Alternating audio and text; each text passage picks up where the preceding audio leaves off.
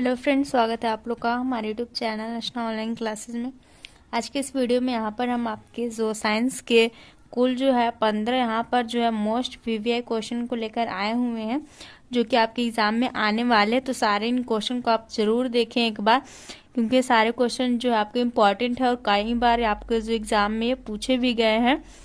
तो देखते हैं हम इस क्वेश्चन को, इन सारे क्वेश्चन को यहाँ पर हम जो इजली वे में समझेंगे। तो समझने के लिए एटलीस्ट आप जो है वीडियो को अंत तक जरूर देखें। तो चलिए स्टार्ट करते हैं हम लोग अपना आज का वीडियो। तो फर्स्ट क्वेश्चन यहाँ पर हमारा, मैग्नीशियम ऑक्सीजन से संयोग करके क्या बनाता है। तो इस क्वेश्चन को हम सॉल्व करेंगे यहाँ पर कि मैग्नीशियम जो होता है वो ऑक्सीजन से संयोग करके क्या बनाता है। तो मैग्नीशियम का संकेत हम सभी जानते क्या होता है, हो जाता है Mg, और यहाँ पर जो है मैग्नीशियम का संकेत हो जाता है Mg, और प्लस में हमें ऑक्सीजन से संयोग कराना है। तो क्या बनाता है, तो यह आपका मैग्नीशियम ऑक्साइड MgO का जो है यहाँ पर निर्माण करता है। अगर हम यहाँ पर 2 लगा दे, संतुलित कर देंगे इस प्रकार से समीकरण को। तो नॉर्मली आपको जो क्वेश्चन इस प्रकार से पूछा जाएगा कि मैग्नीशियम ऑक्सीजन से संयोग करके क्या बनाता है, तो आपको बताना है मैग्नीशियम ऑक्साइड बनाता है, MgO का निर्माण होता है। अब अगला क्वेश्चन हमारा, प्लास्टर ऑफ पेरिस का आणविक सूत्र लिखें। तो चूंकि प्लास्टर ऑफ पेरिस का आणविक सूत्र यानी रासायनिक सूत्र यहाँ पर बताना है, जो कि हो जाता है आपका CaSO4 × ½ H2O, या फिर इसके अलावे आपका एक और सूत्र हो जाता है प्लास्टर ऑफ पेरिस का CaSO4 होल 2 × H2O हो जाता है यहाँ पे। ओके, तो आप इसे हाफ करके लिख सकते हैं या फिर इसका होल करके भी लिख सकते हैं। यहाँ पर इसीलिए दोनों फॉर्मूला को बताया जा रहा है, ताकि आपको जब इस फॉर्मूला को देखे तो आपको कंफ्यूजन नहीं हो और समझ सके कि ये प्लास्टर ऑफ पेरिस का ही सूत्र है। नेक्स्ट है, क्या है होता है जब लाल तप्त लोहे पर जलवाष्प प्रवाहित किया जाता है, समीकरण दीजिए। तो जब हम लाल तप्त लोहे पर यानी कि Fe पर यहाँ पर प्लस में हम H2O यानी कि जलवाष्प को प्रवाहित करेंगे तो क्या होता है, तो हमारा जो है Fe3O4 प्लस में यहाँ पर जो है H2O का निर्माण होता है, मैग्नेटाइट का यहाँ पर निर्माण होता है। इसको हम संतुलित यहाँ पर कर देंगे समीकरण को, ये 3Fe हो जाएगा, प्लस में यहाँ पर 4H2O हो जाएगा। ठीक है, सॉरी यहाँ पर जो H2O बाहर नहीं निकलता है, सिर्फ H2 जो है यानी कि हाइड्रोजन जो है बाहर निकलता है।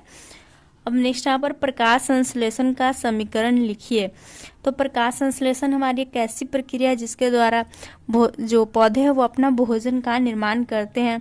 तो वो क्या करते हैं, वे जो है कार्बन डाइऑक्साइड को लेते हैं, फिर क्या करते हैं भूमि से जो है वो जल को भी लेते हैं, और यहाँ पर जो इस समीकरण जो है संतुलित करने के लिए लिखा जा रहा है।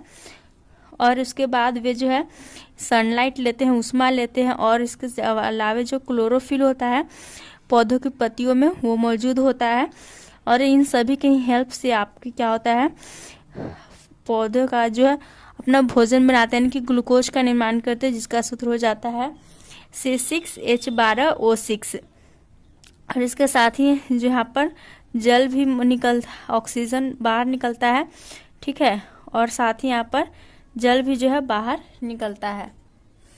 तो मेन यहाँ पर रहा कि आपका जो है प्रकाश संश्लेषण का समीकरण लिखना था, तो यही समीकरण होता है। तो आपको इसमें याद रखना है कि ये पूछ भी देगा 2 नंबर में, तो आपको यही बता करके जो अभी हमने बोला है और नीचे समीकरण बना देना है, जहाँ पर इसके नीचे ग्लूकोज आप लिख सकते हैं और ऑक्सीजन मुक्त होता है। ओके, नेक्स्ट स्नेल का नियम लिखे। तो स्नेल का नियम क्या होता है, तो प्रकाश के अपवर्तन में आपने स्नेल का नियम पढ़ा होगा, जो कि हो जाता है म्यू इजिकल टू हो जाता है sin I/R। अगर आपको ये पूरा लिखने के लिए बोल दे 2 नंबर में आ जाए क्वेश्चन, तो आपको नॉर्मल लिखना है कि आपतन कोण की ज्या और अपवर्तन कोण की ज्या के अनुपात को ही हम लोग जो है स्नेल का नियम कहते हैं। ओके, नेक्स्ट यहाँ पर लेंस की क्षमता का ऐसा मात्रक पूछा जा रहा है। तो लेंस की क्षमता का ऐसा मात्रक जो डायोप्टर होता है, जिसे कि हम लोग जो है D द्वारा सूचित करते हैं। ओके, इसका यह आंसर हो गया आपका, और लेंस की क्षमता को सूचित करते हैं P से। नेक्स्ट आपका, विद्युत ऊर्जा का व्यावसायिक मात्रक क्या है। तो विद्युत ऊर्जा का व्यावसायिक मात्रक हो जाता है किलोवाट घंटा। ओके, किलोवाट आवर, ये आपको याद रखना है। नेक्स्ट, एक निष्क्रिय गैस का नाम लिखिए। तो निष्क्रिय यानी कि नोबेल गैस का यहाँ पर नाम पूछा जा रहा है। तो एक क्या हम आपको यहाँ पर 6 बताते हैं। हीलियम हो गया, नियोन हो गया, आर्गन हो गया, क्रिप्टन हो गया, जेनॉन हो गया और यहाँ पर रेडन हो गया। तो यहाँ पर आप 5 याद रखिए। रेडन ये जो है आपका रेडियो एक्टिव तत्व है। तो एक निष्क्रिय गैस आप इसमें से कोई भी लिख सकते हैं। हीलियम लिख दिए, नियोन लिख दिए, आर्गन लिख दिए, क्रिप्टन या फिर जेनॉन लिख सकते हैं। नेक्स्ट आपका कार्बन के 2 अपरूप के नाम लिखे। तो कार्बन के 2 अपरूप के रूप में आपको हमेशा याद रखना है हीरा और ग्रेफाइट। ओके, अब अगला क्वेश्चन है यहाँ पर सोडियम की परमाणु संख्या कितनी है। तो परमाणु संख्या आपको जो है लगभग 20 या फिर जो 30 तक आपको याद रख लेना है। इसके अंडर में पूछता है आपको परमाणु संख्या, जो कि हर साल एक ना एक पूछे गए, या फिर कार्बन का या फिर 10 के अंदर में एटलीस्ट पूछा जाता है, लेकिन आपको 30 तक ऐसे याद रख लेना है। अगर नहीं आपको याद होता है तो 20 तक आप कर सकते हैं। तो सोडियम की अगर हम परमाणु संख्या की बात करें तो 11 होता है और इसका संकेत जो है Na से सूचित किया जाता है। नेक्स्ट जब आपका निम्नलिखित समीकरण को संतुलित करें। तो समीकरण को संतुलित करने के लिए भी प्रश्न आते हैं 2 मार्क्स में। तो इस समीकरण को हम देख सकते हैं अभी ऊपर वाला ही जैसा जो कि हमने प्रकाश संश्लेषण का समीकरण लिखा था। तो नॉर्मली यहाँ पर 6O2 हो जाता है प्लस में 12H2O और ये जिसका दस रहेगा 6H2O प्लस 6O2। आपको बस ये ध्यान रखना है। अगर हम बात करें समीकरण संतुलित कैसे होता है, तो जो एरो है, एरो के इस साइड जो भी परमाणु की संख्या है और एरो के जस्ट इस साइड परमाणु की संख्या जो बराबर होनी चाहिए।